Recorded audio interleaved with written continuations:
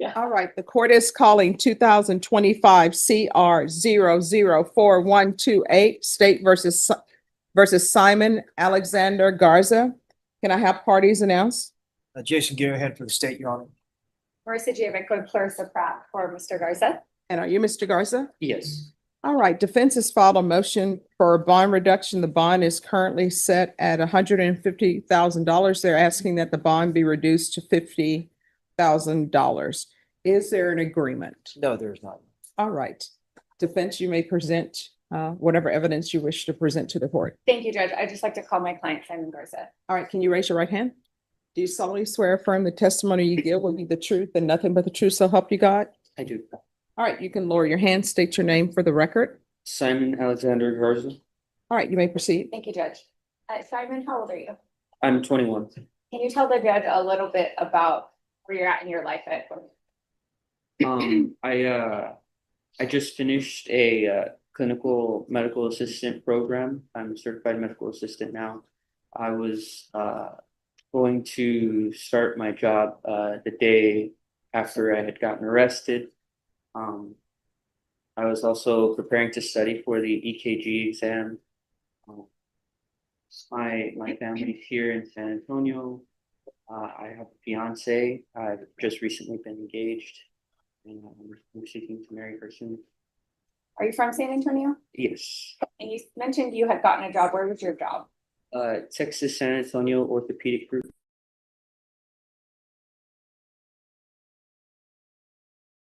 Arrested spontaneously, or did you turn yourself in?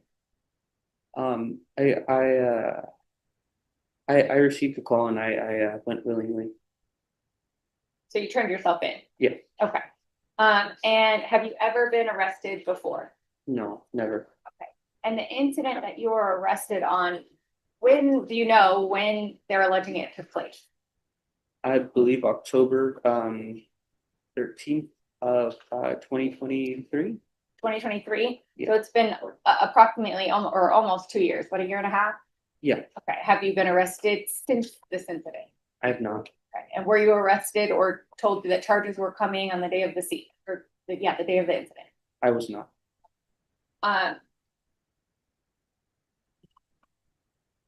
Did you have a driver's license on that day? Yes. Do you still have your driver's license? Yes. Do you drink alcohol? I don't. Do you do any drugs? I don't. Do you have any kids? I don't. Okay. What family do you have here? I have my mother, all my siblings. My father's passed away.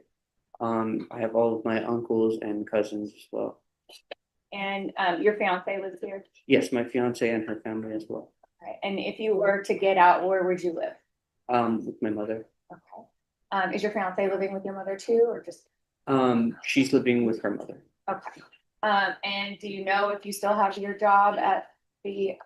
I was told that I'm able to reapply and work as soon as I'm available. Okay. The current bond is set at 150,000. Are you able to make that bond? I'm not. Have you and your family tried to make that bond? We've attempted. Okay. You called bond company? Yes. Okay. Do you own a home? I don't. Okay. Does your fiance own a home? She does not. Do you have any vehicles or any other property that you could sell? I don't.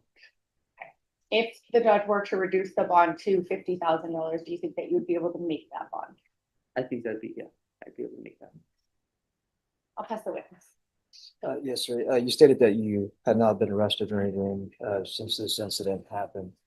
On October 31st, 2023, were you pulled over for speeding 86 miles an hour into 70? I believe. Yeah, I'm not objective. It goes beyond the scope. A speeding ticket is not an arrest. No, that objection will be overruled. I understand what you're saying, that it's not arrest, though. And I'm just asking if he was stopped for that, not whether he's convicted or not. So at that time you had a vehicle, is that correct? It was not my own. Okay. Because I'm assuming that just the vehicle that you were driving on October 13th, 2023 was totaled in the incident. So after you allegedly have sped, just 2 weeks after this actual incident happened. Is that correct? Judge, I'm gonna object. It goes beyond the scope of a bond hearing. Well, with regards to the speeding. So my understanding of the question, and correct me if I'm wrong, the question is whether or not he was speeding, and that speeding incident is unrelated to the facts of this case. Am I correct? That is correct, Your Honor. All right, so in considering bond, I have to consider safety of the community. So with regards to his speeding and allegedly, and saying that he was going 83 miles per hour, then the court needs to hear that. So the court will hear that. I don't think it's beyond, and I'm finding that it's not beyond the scope of this. State understands that they're not to get into the facts of this case, but in regards to the speeding, the state is allowed to ask or ascertain that you have the speeding, and then this is alleged to have occurred after the speeding. So that's as far as I'll allow the state to question him about the facts of the case. You may continue. And Judge, I'll move on. I mean, since I believe I've already presented to the court of the community's safety reasons. Now, you say you have family, probably friends here. Have you gone about trying to borrow any money? Have you gone about having any type of raising money for you to actually make this bond at all? We have. And how much have you raised? Just I'm not sure the actual. Okay. And then in this current case, you're aware that you're charged with manslaughter, correct? Yes. And you're aware that somebody has died. Um, And any other assets, for instance, how do you get around, or before you were arrested, how were you getting around town? I was taking the bus for a while, and then somebody had offered me a vehicle to use. And I'm so sorry, could you speak up a little bit so I can Speak hear? that way, so the judge. I was taking the bus for a while, and then somebody had offered me a vehicle to use. So currently you have access to vehicles or a vehicle, and you are driving here in Bexar County, Texas. Not currently, obviously, you're in jail, but I mean, I'm saying previous to your arrest. Previous to my arrest, I did have limited access to a vehicle. No further questions, John. Just very brief follow-up. Simon, how long have you been in custody? About a month. Okay. And on the day of the incident, you were still on the scene when police arrived, correct? Yes. And in fact, you were assisting with the crash and the victims. Yes, I was. So you didn't flee the scene. Police had an opportunity to arrest you if they wanted to. That's right. Nothing further. All right. Any further witnesses? No, Judge, we rest. Just Any other evidence, state? Not for the state. All right. We would ask for the Let the court, yeah. I can make it. You can stipulate could- to- Well, I can stipulate the facts. if you like. Yeah. Sure. Would you like me? Sure, you can. Judge, just for the record, this was a vehicle accident. The police, they're alleging that a red light was ran and then there was a crash. That is the totality, I believe, of the facts that you need to know if the state. Yeah, no alcohol, no drugs. They didn't even do field sobriety tests. The officer put in his report that he had no suspicions that our client was under the influence. If the state has any discrepancies or anything to add to the facts. Nothing that, I mean, that's a very general rendition of the facts, obviously, Judge. And it's a red light, allegedly a red light that the defendant had, and that the victim and the occupants in that vehicle were turning left onto a road with a green light. And there is video of it that was shown to defense counsel this morning. And the driver of the vehicle turning the victim was the actual driver, and it was T-boned at that intersection. And again, as defense counsel did present to the court, there was no indication of alcohol use, and DWI officers were on scene. Just so you have a general awareness of what the charges are, Judge, and then we have nothing to start from it. All right, I'll hear argument. Okay. Judge, Mr. Garza is a young kid, but he has no criminal history. He's never been arrested, not even since almost 2 years since the date of the accident. This is exactly that. It is a vehicle accident.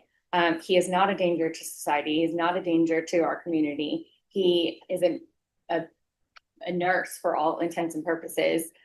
He is hardworking, has family here. He's ties to the community. There's no indication that he will flee. There's no indication that he will not show up for his court dates. And bond is not meant to hold somebody. It is meant to ensure that they will appear. And for that reason, he has also stated that he cannot make this bond. And we are arguing that it should be lowered because there's no reason to hold him at 150,000. It's excessive given the facts. So we're asking for 50,000. What about the safety of the community? Because the evidence that the court has received is that previously, before this alleged offense, and I'm not taking this offense as true, but both sides have just given me a rendition of what the police report says.